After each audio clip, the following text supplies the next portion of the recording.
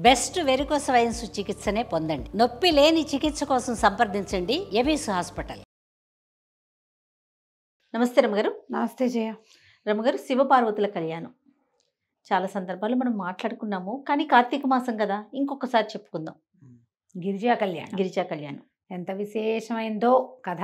మొట్టమొదట మన దక్ష ప్రజాపతి తన కూతురైన సతీదేవిని పరమేశ్వరుడికి ఇచ్చి వివాహం చేశాడు. దక్ష ప్రజాపతికి ఎంతమందో సంతానం. ప్రజాపతి అంటే ఈయన అందరినీ పుట్టించాడు. 27 మంది కన్యకల్ని చంద్రుడికి ఇచ్చాడు. చంద్రుడు శివుడు తోడల్లుళ్ళు. విశేషమైన కథ కదా. అయితే ఈ అపురూప సౌందర్యవతి అయిన సతీదేవి పుట్టిన దగ్గర నుంచి పరమేశ్వర అనుగ్రహం కోసమే తపస్సు చేసేది. పరమేశ్వరుణ్ణే ప్రార్థించేది ఆవిడ. ఆయనే పూజించేది, ఆయనే తలుచుకునేది. ఆమెని పరమేశ్వరుడికి అర్పించాడు. అర్పిస్తే సరే, ఇది విశేషంగా జరిగింది. ఒకసారి ఏదో యజ్ఞం అప్పుడు దక్ష ప్రజాపతి వస్తే అందరూ లేచి నిలబడ్డారు. పరమేశ్వరుడు లేవలేదు. ఆయన గౌరవించారు అందరూ. పరమేశ్వరుడు లేవకపోతే ఈయన కోపం వచ్చింది ప్రజాపతికి. నేను ప్రజాపతిని కదా, ఈ పుట్టిన మహాద్భుత దేవతలందరికీ భార్యల్ని కన్నది నేను. మామగారిని చూసి లేవడు.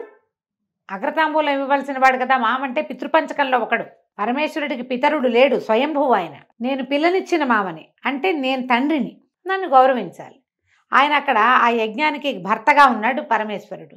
యజ్ఞభర్త ఇంకొకళ్ళకి నమస్కారం చేయడు, ఆ మొత్తం యజ్ఞానికి ఆయనే భర్త. అందుకని ఆయన లేవల. సభా మర్యాద పాటించలేదు. అల్లుడే గౌరవం ఇవ్వకపోతే వీళ్ళందరూ ఎట గౌరవం ఇస్తారు నాకు అని ఒక రకంగా మండిపోయింది ప్రజాపతికి. దక్ష ప్రజాపతి క్రోధితుడయ్యాడు. ఆయన క్రోధం ఎలాంటిదంటే, దాంతో ఆయన ఏం చేస్తున్నాడో ఆయనకి తెలియదు. ఒళ్ళు తెలియని తన వస్తుందన్నమాట. ఇక్కడేమో కోపం వచ్చింది శివుడి మీద. ఈ చంద్రుడికి 27 మంది కన్యకల్ని ఇచ్చాడు కదా, తారలు అందరినీ ఇచ్చాడు. ఒకడికే ఇచ్చి వివాహం చేశాడు. వాళ్ళల్లో ఆయన కొంచెం రోహిణి అంటే ఎక్కువ ఇష్టం ఆ చంద్రుడికి. అలా ఉంటుంది. మనం రాజుల గాథల్లో కూడా చెప్పుకున్నాం. ఒక అమ్మాయి ఏదో చాలా అనురూపంగా, చాలా అనుకూలంగా, అత్యంత ప్రియతమంగా ఉండేవాళ్ళు ఉండొచ్చు. ఆయన రోహిణి పట్ల ఎక్కువ కలిసి ఉంటున్నాడని మిగిలిన వాళ్ళంతా తండ్రి దగ్గరికి వెళ్ళి చెప్పారు. ఆయన రోహిణితోటే బాగా ఉంటున్నాడు నాన్న, బాగా అంత బాగా ఉండట్లేదంటే ఆయన అల్లుడిని శపించాడు. క్షయవ్యాధి వస్తుంది నీకు, క్షీణించిపోతావని. చంద్రుడికి హెచ్చుతగ్గులు ఉన్నాయి కదా, అవి ఆయన వల్లే వచ్చాయంటారు. క్షయవ్యాధితో క్షీణించిపోయిన చంద్రుడు పరమేశ్వర అనుగ్రహం వల్ల మళ్ళీ ఆ వ్యాధిని పోగొట్టుకున్నాడు. నిజానికి రోహిణి నక్షత్రం మీద కోపంతో మిగిలిన వాళ్ళు చెప్పారు, కానీ చంద్రుడు చిత్తా నక్షత్రంతో చాలా బాగుంటాడు. చిత్రాచంద్రమసోరివ అన్నాడు కాళిదాసు. రాజుగారు భార్య ఎలా ఉన్నారంటే, చిత్తా నక్షత్రంతో కూడి ఉన్నప్పుడు వాళ్ళిద్దరూ ఎలా మెరిసిపోతారట. చిత్తా నక్షత్రం వస్తే పక్కకి చంద్రుడు మెరుస్తాడు, చిత్తా మెరుస్తుంది. అలా ఉన్నారని చెప్తారు. అంత ప్రత్యేకమైన వాళ్ళిద్దరు. రోహిణి చంద్రులు అలా అత్యంత ప్రేమగా ఉండేవాళ్ళు అన్నమాట. ఈ దక్ష ప్రజాపతి తీవ్రమైన కోపిష్టివాడు అవటంతో అతను ఏమనుకున్నాడు, నిరీశ్వర యాగం అని ఒక యాగాన్ని సంకల్పించాడు. ఈశ్వరుడు లేడు. నిరీశ్వర యాగం పేరే అది. నిరీశ్వర యాగం, అసలు ఈశ్వరుడు లేడన్న యాగం సంకల్పించి బ్రహ్మాది దేవతలందరినీ పిలిచి పరమేశ్వరుడికి కార్డు పిలవలేదు. అయితే సతీదేవి, మా పుట్టింట్లో జరుగుతున్న వ్యవహారం కాబట్టి నాకు పిలుపక్కర్లేదు, నువ్వు రాకపోతే మానేసేయి, నేను వెళ్తానంది. ఆయన చెప్పాడు, మనని పిలవల, నాకు ఆహ్వానం రాలేదు, నువ్వు వెళ్ళొద్దన్నాడు. సతీదేవిని వద్దన్నాడు. కానీ ఆవిడ చిన్నపుచ్చుకుంది. మా ఇంట్లో అవుతోంది, నా చెల్లెళ్ళందరూ వస్తారు, నేను కూడా వెళ్ళాలి. ఇప్పుడు మనం కూడా చేస్తాం అట్లాంటిది. ఈ దేవతల గాథలన్నీ మానవుల గాథలకి ప్రతిబింబాలన్నమాట, చూపిస్తారు. అట్లా వెళ్తే ఏమవుతుందో సతీదేవి కథే తెలియజేస్తుంది మనకి. అవమానపడతాం అనవసరంగా. ఈవిడ బయలుదేరి వెళ్ళింది. బయలుదేరితే నంది, భృంగిరిట్టుడు వీళ్ళ కొంతమందిని ప్రమథగణాలను ఇచ్చి అమ్మకి తోడుగా పంపించాడు. పంపిస్తే ఈవిడ వెళ్ళింది. వెళ్ళేసరికల్లా ఆయన అవమానకరంగా మాట్లాడాడు తండ్రి. నేను సంకల్పించిందే నిరీశ్వర యాగం, నిన్ను ఎవరు పిలవని పేరంటానికి ఎందుకు వచ్చావు, నువ్వు కూతుర్ని కూడా అన్నాడు.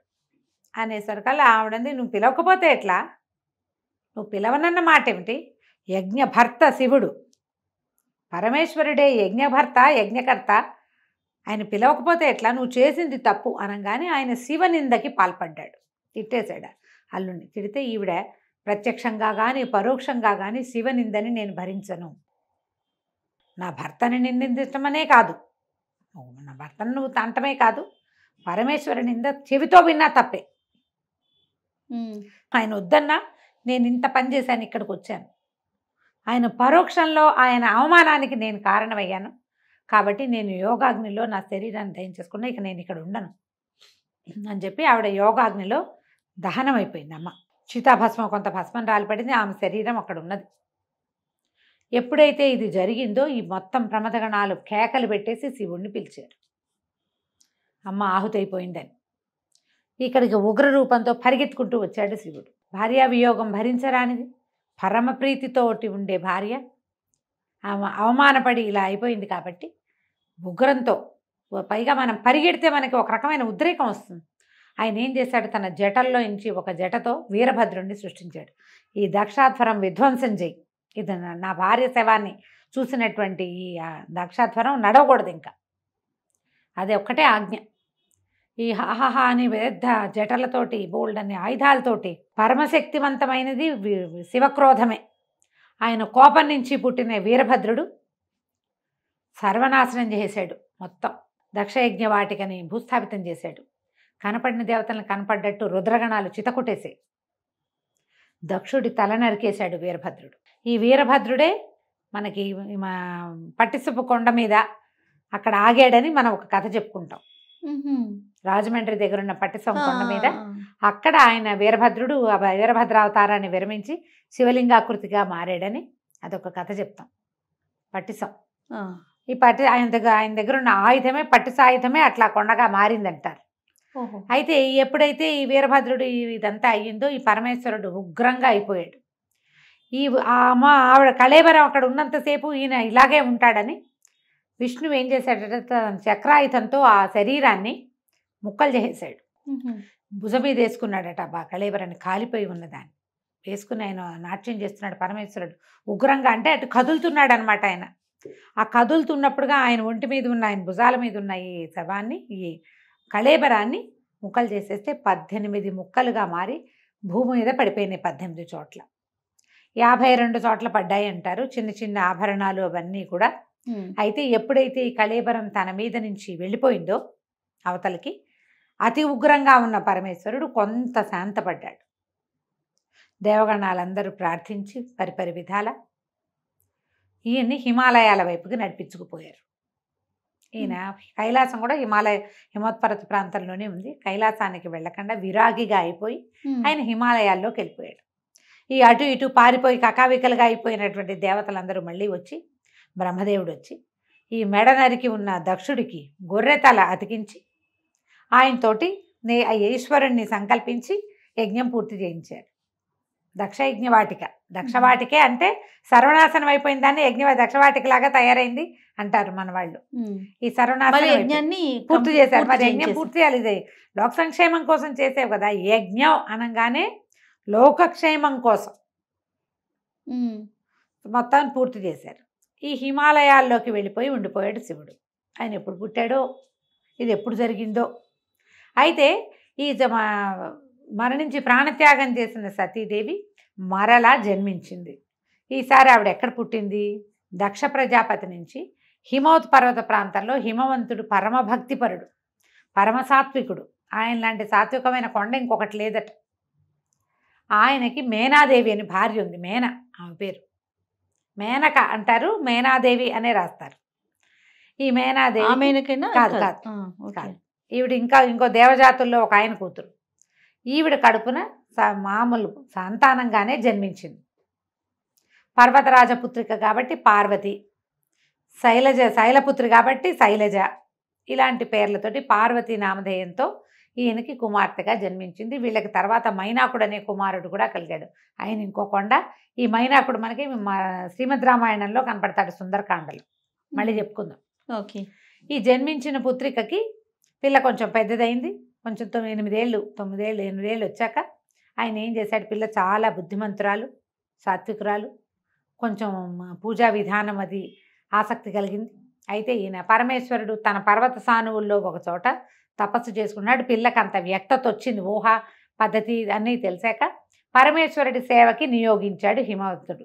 ఈ పార్వతిని. మరి భగవంతుడు ఇక్కడ ఉన్నాడు, ఆయన సేవించాలి కదా. పిల్ల రోజు వెళ్ళేది. ఆ పరంజ్యోతిగా కనపడుతున్న ఆయన స్వరూపం పట్ల ప్రేమ పెంచుకుంది ఈ చిన్నపిల్ల. ఆయన చూస్తూ ఉంటే మనకు ఆసక్తి కలుగుతుంది కదా. అయితే ఇంతలో ఏమైంది, అప్పట్లో తారకాసురుడు అని ఒక రాక్షసుడు. ఆ తారకాసురుడికి పరమేశ్వర భక్తి విపరీతంగా ఉంది. వాడు ఏం చేశాడు, పరమేశ్వరుడి కోసం తపస్సు చేసి ఈశ్వరుణ్ణి స్వాధీనం చేసుకుని నువ్వు నాతో ఉండు అని అడిగితే ఆయన తన ఆత్మలింగాన్ని ఇతనికి ఇచ్చారు, తారకుడికి. ఇస్తే ఆ తారకుడు ఆ లింగాన్ని తన మెడలో ధరించాడు. ఎప్పుడైతే ఈ అమృతలింగం అతని దగ్గర చేరిందో ఇక వాడి శక్తికి పట్టపగ్గాలే పోయింది. శివుడు ఆయన తపస్సులో ఆయన ఉన్నాడు, ఆయనకి వీడితో సంబంధం లేదు. తారకాసురుడికి ఏం చేస్తే అనిపించింది, పరమేశ్వరుడు ముక్తి ప్రదాత, మనకు ఆరాధ్య దైవం. కానీ మహావిష్ణువు అలా లేడు, అతను రాక్షసాంతకుడైన హరి, ఆ రాక్షసాంతకుడు. కాబట్టి తమ జాతిని అంతం చేస్తున్న విష్ణువుని పట్టి పల్లార్చాలని పుట్టింది తారకాసురుడికి. విష్ణువుని ఎంతసేపు కొలిచే వాళ్ళు ఎవరు, దేవతలు. ముందు దేవతల సంగతి చూద్దామని దేవతల పీఠం అనడానికి ఆయన బయలుదేరాడు ఈ తారకాసురుడు. అయితే ఈ తారకాసురుడికి ఎవరి వల్ల ఇది ఉంది, మరణం ఉంది అంటే వాడు ఎవ్వరి వల్ల మరణం లేకుండా ఒక వరాన్ని పొందాడు బ్రహ్మ దగ్గర. కానీ మరణం తథ్యం కాబట్టి ఒక వేరే వరాంతరాన్ని ఇంకోటి అని కోరుకోమంటే సరే శివ సంతానంతో నాకు మరణం, పరమేశ్వరుడి సంతానంతో నాకు మరణం తప్పిస్తే ఇంకెవ్వరి వల్ల మరణం లేకుండా వరం పొందాడు వాడు. పరమేశ్వరుడు ఎప్పుడు విరాగిగా ఉన్నాడు, ఆయనకి సంతానం లేదు. ముందు సతీదేవి ఉండగాను లేదు, ఆవిడ వెళ్ళిపోయి ఎంతకాలం అయిందో ఇప్పుడు కూడా లేదు, ఆయన విరాగి అయిపోయాడు. ఆయన మళ్ళీ సంసారంలోకి దిగి సంతానాన్ని కంటాడన్న ఆశ అయితే లేదు. ఇక ఎవరి వల్ల చావులేని ఈ తారకాసురుడు విజృంభించాడు. ఇప్పుడు తారకాసుర సంహారం ఎలా జరుగుతుంది అనేది వీళ్ళంతా ఆలోచించి విష్ణువుని ముందు పిలిచి, అట్ట బాబు ఈయన సంగతి చూడనాయన అని. విష్ణువు యుద్ధానికి వచ్చి కూడా వీడిని నేను చంపలేను, ప్రచండమైన రుద్ర తేజస్సుతోటి ఉన్నాడు వీడు. ఇప్పుడు వీడి మీద బాణం వేస్తే శివుడి మీద వేసినట్టే. శివుడు వీడితో ఉన్నంతకాలం నేనేం చేయలేను, శివుడిని దూరం చేయాలి ఒకటి. రెండోది వీడి వరం, బ్రహ్మదేవుడు ఇచ్చిన వరం ఏంటి, శివ సంతానమే ఇతన్ని చంపగలదు, శివతేజం మాత్రమే చంపుతుంది. శివతేజము అంటే ఆయన వల్ల పుట్టిన సంతానం. దానికోసం ఏదైనా ప్రయత్నం చేసుకుంటారా బాబు, వాడి దారిని వాడిని వదిలేయండి అని ఈయన దారిని ఈయన వైకుంఠానికి వెళ్ళిపోయాడు. ఇక దేవతలు చేతులు పిసుకుంటూ ఆలోచించుకున్నారు ఏం చేయాలి, ఎట్లా పరమేశ్వరుని ఇందులోకి దింపాలి. ఈ సందట్లో వాళ్ళకి ఏం తెలిసింది, పర్వతరాజపుత్రిక అయిన పార్వతి నిత్యము సేవిస్తుంది. ఈ పార్వతి ఎవరు అనగానే ఆమెను చూసేసరికి ఆమెలో ఉమా చైతన్యం కనపడుతోంది, భగవత్ చైతన్యం, పాపగా లేదు, చిన్నపిల్ల కాదు, ఏదో ఉన్నది ఈమెలో. అప్పుడు మళ్ళీ పరిగెత్తారు బ్రహ్మదేవుడి దగ్గరికి. ఆ అమ్మాయిని చూస్తే మనకు సతీదేవిని చూసినట్టు అనిపిస్తోంది. అప్పుడు ఆయన చెప్పాడనమాట, సతీదేవి ఇక్కడ జన్మించింది, ఇంకా సమయం రాలేదు, సమయం వచ్చే వరకు వేచుంటారా, సమయాన్ని తెప్పిస్తారో ఆలోచించుకోండి.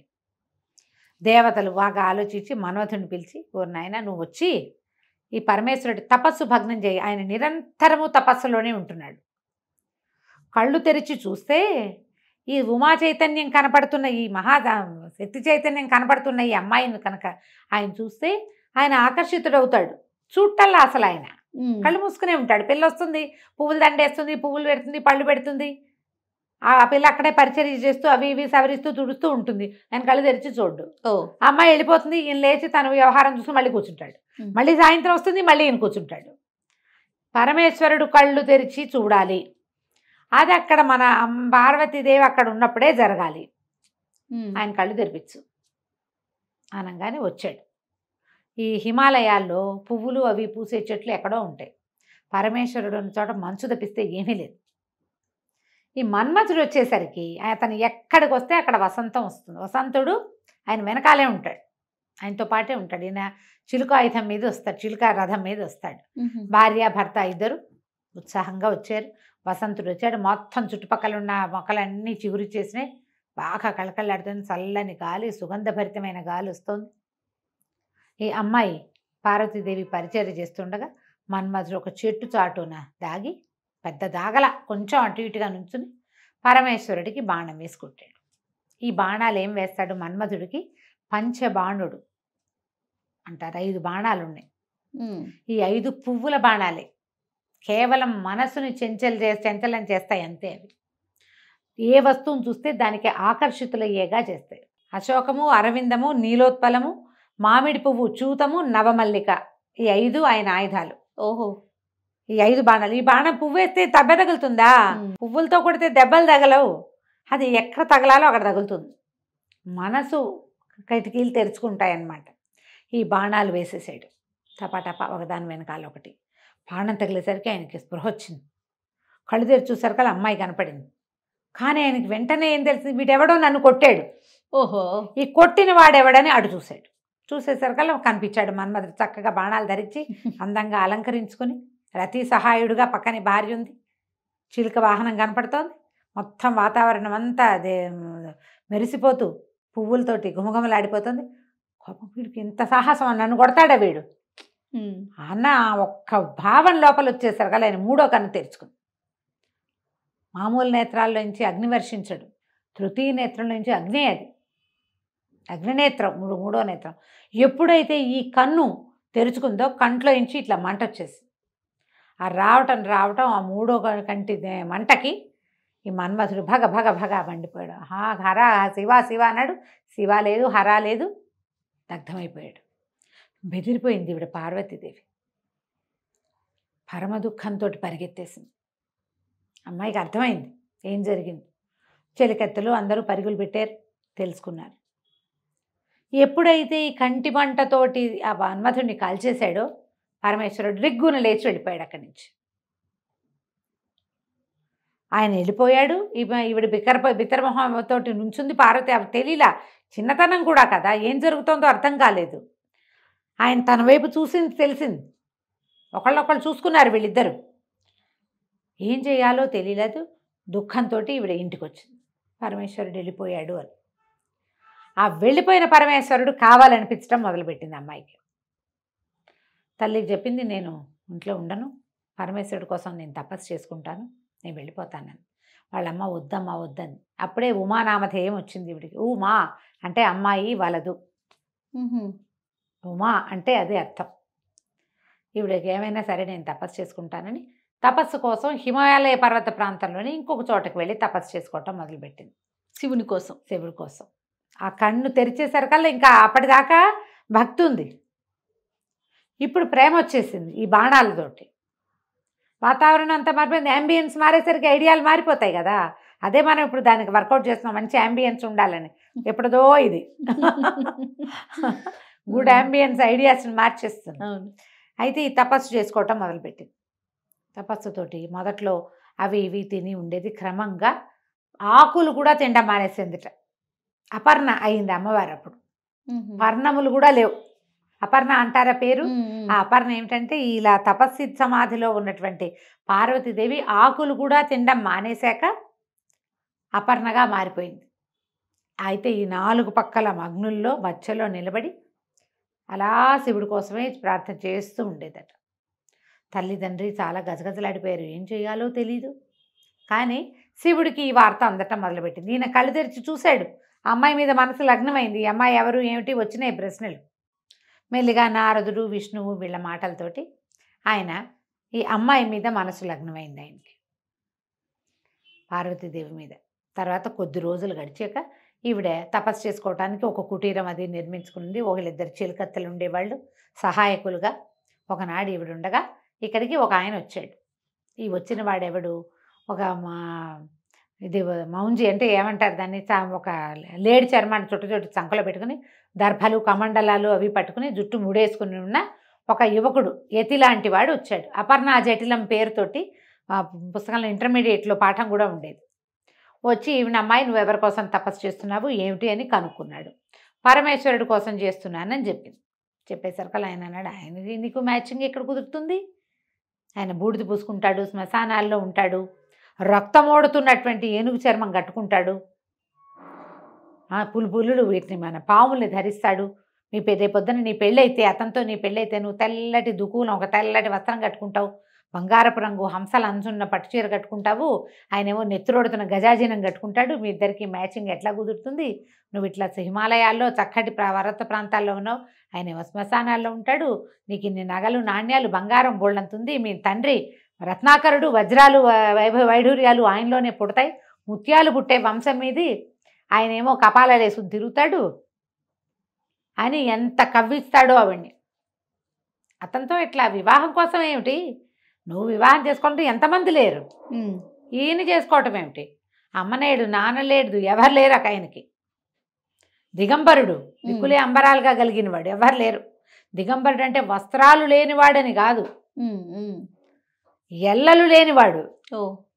పైగా ఏమో ఆయన వెనకాల తిరిగే వాళ్ళంతా విచిత్ర వేషధారులు, ఒక నంది, ఓ భృంగి, ఓ శృంగి, వీళ్ళంతా ఏమిటో రకరకాల వాళ్ళు, వీళ్ళంతా పెళ్ళికి తరలిస్తే మీ వాళ్ళు హడిలిపోతారు అని బాగా ఎక్కిరిస్తాడు. ఎక్కిరిస్తే ఈవిడే నువ్వేం మాట్లాడినా సరే శివుడే కావాలి, శివ నింద చేయటం ఎంత తప్పు, వినడం అంత తప్పు, వెళ్ళిపో నువ్వని చెలికత్తని పిలుస్తుంది. ఈయన్ని పంపించేసేయను.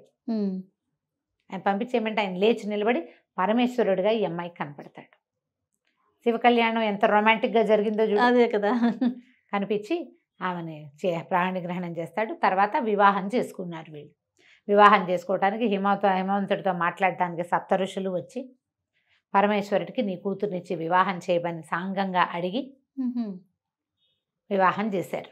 ఆ వివాహానికి మొత్తం అందరూ వెళ్ళారట, 3,000,000 దేవతలు వివాహానికి వెళ్ళారు. వీరికి వివాహం జరిగిన తర్వాత ఈ వివాహానికి పెళ్లివాళ్ళు, ఆడపెళ్లి వాళ్ళంతా స్వాగతం చెప్పడానికి వస్తే ఈయన వెనకాల ఈయనేమో కపాలాలు అవి ధరించి పెద్దగా ఇంత జుట్టు జటలతోటి ఒక ముసలి ఎద్దునెక్కి మహాద్భుతమైన ఆకారంతో త్రిశూలము, మన్నిండా పాములు, ఒంటి నిండా పాములతోటి ఈ వచ్చి చుట్టూతా ఉన్న ప్రమథగణాలన్నీ ఇవన్నీ రాక్షస పిశాచగణాలు కదా. ఆయన ఏముంటాడు? భూతనాథుడు. ఆయన శ్మశానంలో ఉండేవాడు. అక్కడ ఏముంటాయి? బేతాళ పిశాచాదులు బోల్డ్ అని ఉంటాయి. అందరూ హడిలిపోయారు. అందరూ దేవతలే అట్లా కనపడతారు. నువ్వు ఎలా చూస్తే అట్లా కనిపిస్తారు. బాబోయ్ అనుకుంటే బాబోయ్గా ఉంటుంది, పర్వాలేదు అనుకుంటే పర్వాలేదు. మేనాదేవి పరమ దుఃఖంతో అయ్యో పిల్లకి ఇలాంటి కష్టం వచ్చిందే, ఇట్లాంటి వాడికి ఇచ్చి పెళ్లి చేస్తున్నాం ఏమిటి మనం, ఈ పెళ్లి లేకపోయినా పర్వాలేదని ఆవిడ 7 శోకాలు పెట్టి అలా జరిగిందని చెప్తారు.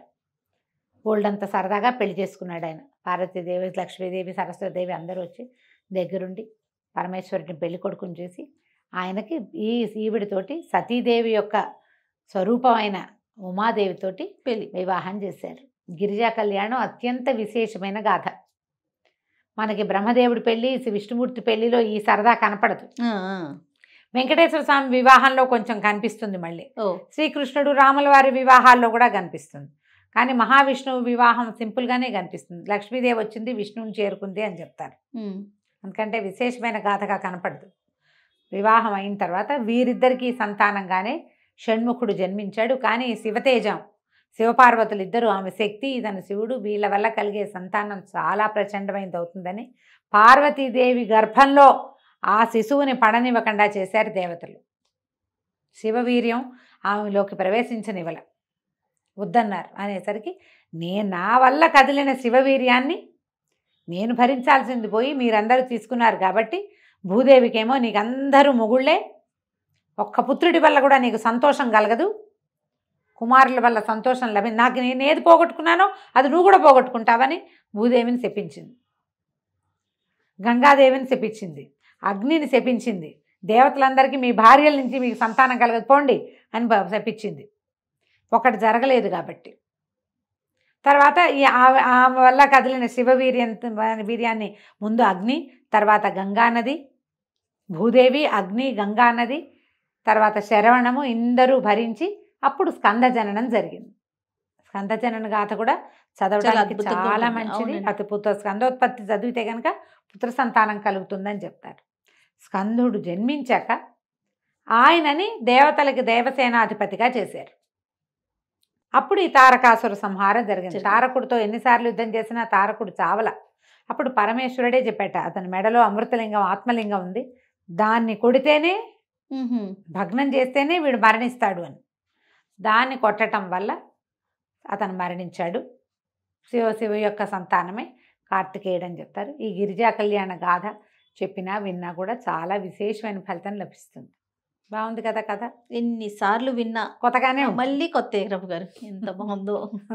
నమస్తే అండి. నమస్తే చెయ్య.